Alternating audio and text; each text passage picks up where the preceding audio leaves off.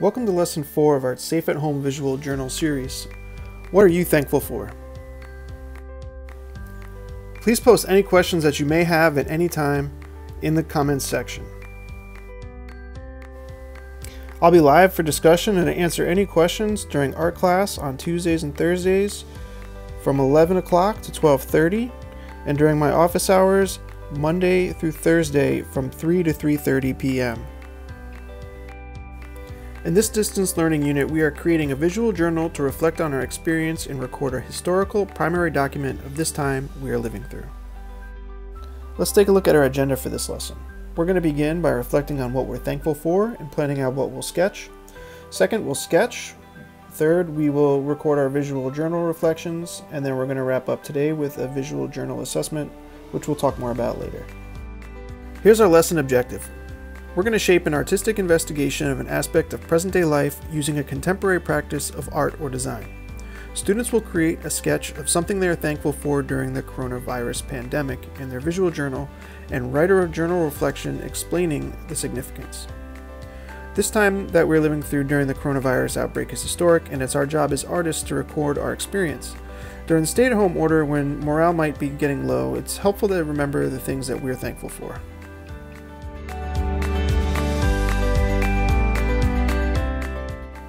Our essential question for week 2 is, what artifacts tell the story of our time during the stay-at-home order? During these stressful times, when the coronavirus got you down, think about what's good and what you can be thankful for. It may just bring you a little joy and lift your spirits. Take some time and really think about that. Now that you have an idea in mind, let's get ready to sketch. Choose your favorite supplies and create a full-page sketch creatively responding to the prompt. What are you thankful for? Okay, so the thing that I'm most thankful for is my family. So I went and found a recent picture of us from Easter, and I'm going to draw from that picture.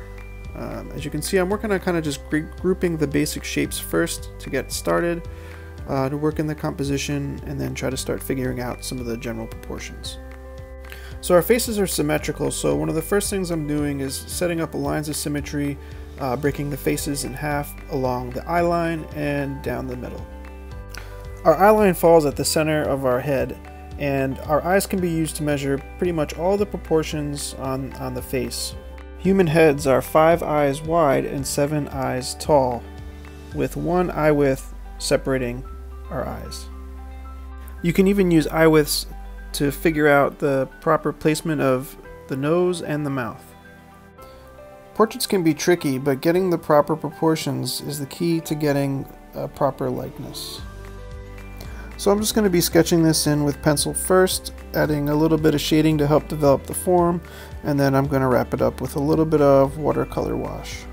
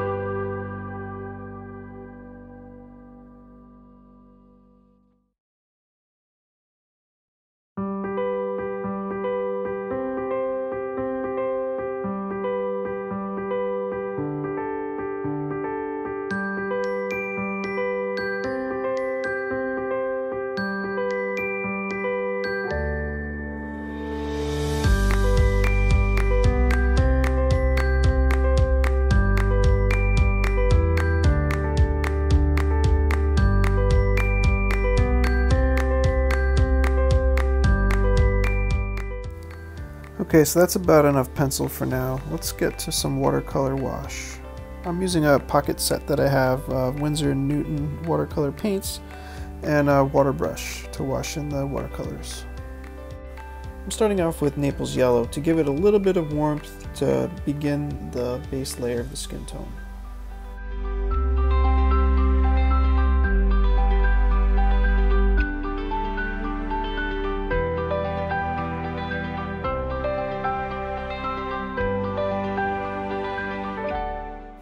And now I'm using some burnt sienna to start layering in some darker tones.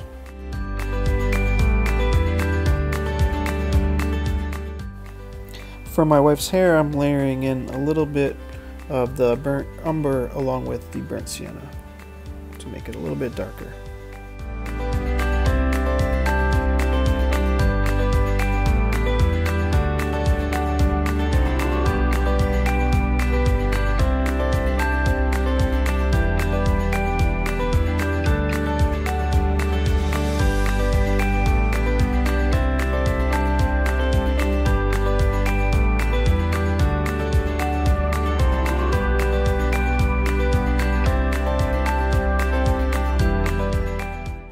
And I'm going to start to wrap it up by adding a little crimson to provide a little warmth, especially around the lips and cheeks.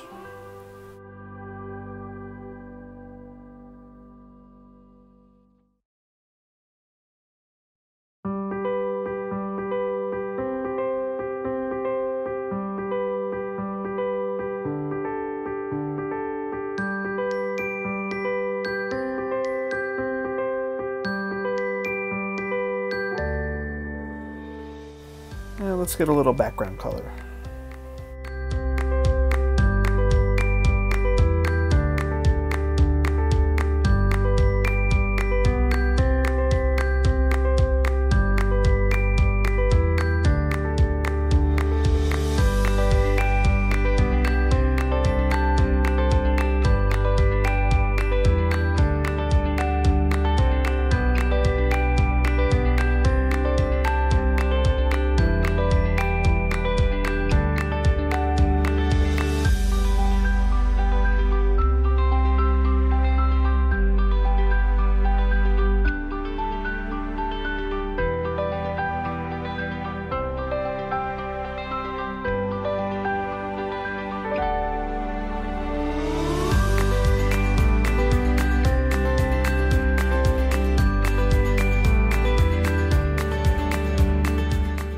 So I'm mixing up a little bit of violet in order to darken the darkest shadows a little bit more.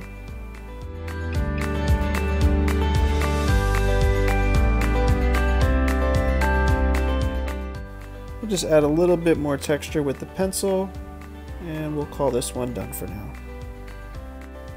So my students, please post your artwork to the Seesaw Journal and comment answering these journal reflection questions. 1. What did you draw? 2. Why are you thankful for this? 3. Is this thing more meaningful or important to you now that you have been forced to stay home for so long? Why do you think that is? And finally, do you think you will still value this thing the same way when life gets back to normal? Why or why not? If you're unsure about how to post to Seesaw, please see my video explaining how to do this. So this brings us to our final portion of the lesson, the visual journal assessment. So every 2 weeks we're going to have a mini summative assessment where we're going to basically assess our progress so far on our visual journals. You'll answer these questions in the attached Google Doc in the assignment. Number 1, how many drawings have you completed so far in your Safe at Home visual journal? Number 2, how well does your Safe at Home visual journal reflect your experience during the stay-at-home order or the coronavirus pandemic? Explain how your experience is reflected in the visual journal and maybe what might be missing. And then finally, how do you feel about distance learning in art class so far? Please explain why. Thanks again for watching, and please subscribe to follow all of our distance learning lessons on Stecher Studios.